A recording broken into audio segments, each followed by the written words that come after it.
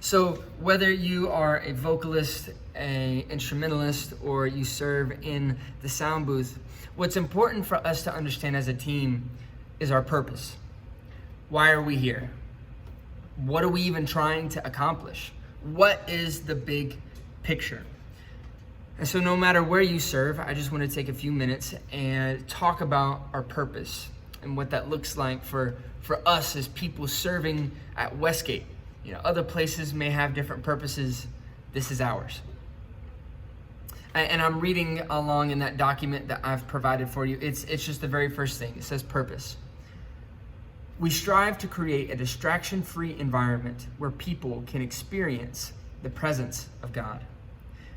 A few things that I want to talk about there. The first is we strive to create a distraction-free environment. Being distraction-free can be subjective. What one person considers distraction, another person may not. So what we're going to do in this manual and over the course of these videos is just define what we are going to do as people that serve at Westgate.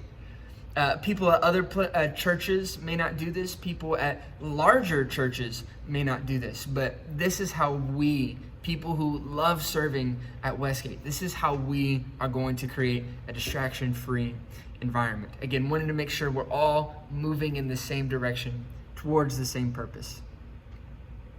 The second thing there you'll see is it says mental picture. Now, this is why I think this is important.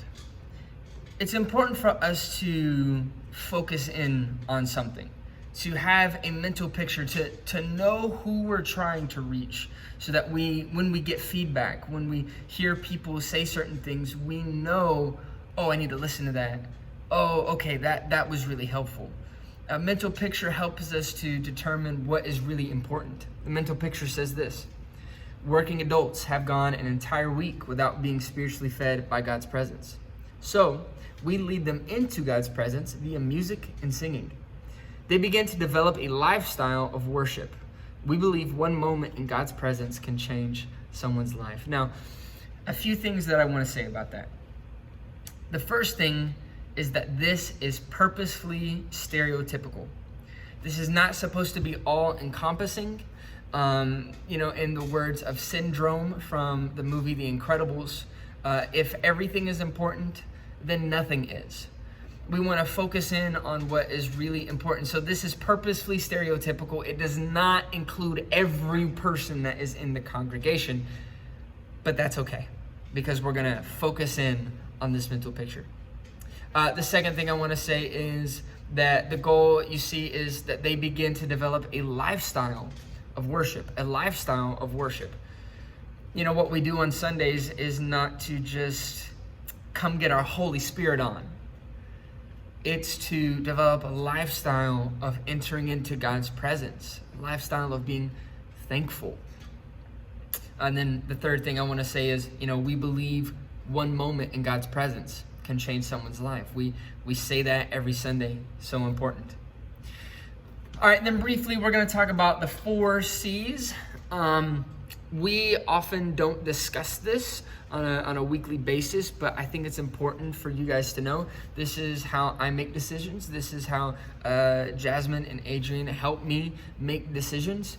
These 4 C's are the 4 main categories that we think about how we run our team. The first one is this: character.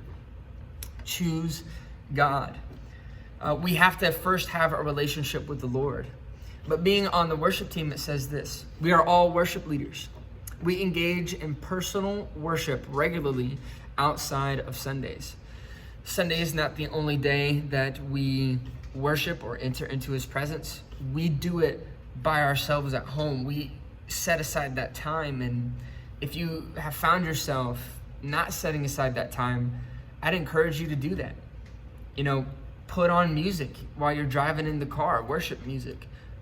Right before you go to bed, just for like 10 minutes, take some time to just sit and think about how God has been good to you that day. There are ways to enter into His presence, and I want to encourage you to do that. The second thing, really quickly, is community.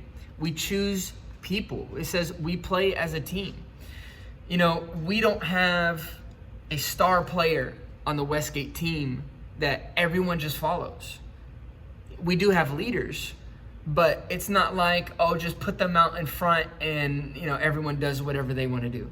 That's not how we do it. We play as a team. We value people. Third thing is competency. We pursue excellence, and at the same time, we are humble. It says be humble. There are clear expectations on planning centers. So part of worship is being competent. If you can't play the piano, I don't want you to play piano on Sunday mornings. I don't want to ask you to do that. I see worship as being a both and, not an either or.